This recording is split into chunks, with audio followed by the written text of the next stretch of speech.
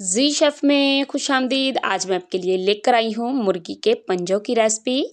बहुत ही कम बजट में बनने वाली ये रेसिपी बहुत ही हेल्दी है।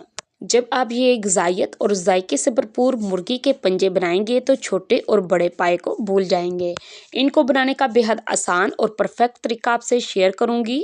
वीडियो को फुल वॉच कीजिएगा ताकि आप मुझे फॉलो करते हुए मुझसे भी बेहतर मुर्गी के पंजे बना सके। तो चलते हैं मज़ेदार सी रेसिपी की तरफ। बिस्मिल्लाहिर्रहमानिर्रहीम। तो मैंने यहाँ 1 किलो मुर्गी के पंजे लिए हैं जिनको मैंने पहले से साफ़ किया हुआ है।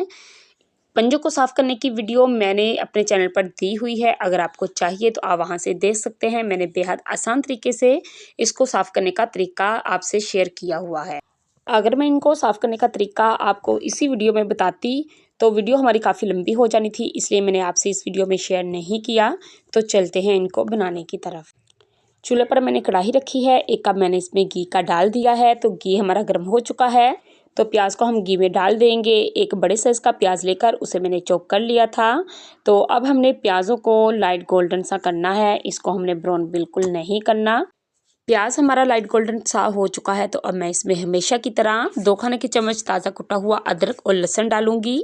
आप भी कोशिश कीजिए कि ताज़ा कुटा हुआ अदरक और लहसुन का इस्तेमाल किया करें, इससे सालन का टेस्ट बहुत ही अच्छा आता है।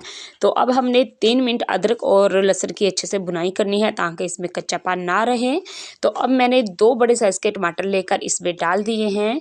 टमाटरों को हमने अच्छे से भूनना है। तो टमाटर भी हमारे भुन चुके हैं। अब हम इसमें स्पाइसेस शामिल करते हैं। 2 छोटे चम्मच मैं इसमें नमक डालूंगी, आप अपने टेस्ट के हिसाब से कम या ज़्यादा कर सकते हैं। 1 छोटा चम्मच लाल मिर्च पाउडर डाल दिया है और 1 छोटा चम्मच हल्दी पाउडर भी डाल देंगे। 1 छोटा चम्मच जीरा पाउडर और 1 आधा छोटा चम्मच काली मिर्च पाउडर और 1 खाने का चम्मच सूखा पिसा धनिया भी हम इसमें डाल देंगे। अब हमने मसाले को अच्छे तरीके से भूनना है। बुनाई के दौरान अगर आपको लगे कि आपकी मिर्चें जल रही हैं तो आप इसमें थोड़ा थोड़ा सा पानी डालते हुए अच्छे तरीके से मसाले को भूनना है। मसाले की बुनाई आपने ठीक ठाक तरीके से करनी है। मसाले को भूनते हमें 5 से 7 मिनट हो चुके हैं। मसाला हमारा अच्छे से भून चुका है। तो अब मैं इसमें पंजे डालूंगी। पंजे डालने के बाद हमने इसकी खूब अच्छे से बुनाई करनी है। पंजों की बुनाई आपने ठीक ठाक तरीके से करनी है। अगर आपने पंजों की बुनाई अच्छे से ना की तो आपके पंजों का सालन बिल्कुल भी अच्छा नहीं बनेगा। तो अगर अभी तक आपने मेरे चैनल को सब्सक्राइब नहीं किया तो प्लीज़ कर लें और साथ लगे बेल आइकन को भी दबा लें, ऑल पे क्लिक भी कर लें ताकि मेरी हर नई आने वाली वीडियो का नोटिफिकेशन आप तक सबसे पहले पहुँच सके। पंजों की बुनाई आपने कम से कम 10 मिनट करनी है। इसकी बुनाई के दौरान अगर आपको लगे कि मसाला जो है वो नीचे लग रहा है तो आप इसमें थोड़ा सा पानी डालते हुए इसकी खूब अच्छे से बुनाई करनी है। बिल्कुल इसी तरीके से जैसे कि हम मसाले को भूनते हैं, बहुत अच्छे से बहुत आराम से आप इसकी बुनाई करते जाइएगा। तो फिर देखिएगा कि आपके पंजे कितने मज़े के बनते हैं। तो इसको भूनते हुए मुझे तकरीबन 10 मिनट हो चुके हैं। ये हमने बहुत अच्छे तरीके से भुने हैं। तो देखें इनकी लुक भी कितनी खूबसूरत लग रही है। लेकिन मैं अभी इसमें पानी डालूंगी क्योंकि पंजों को पकाना बेहद ज़रूरी है।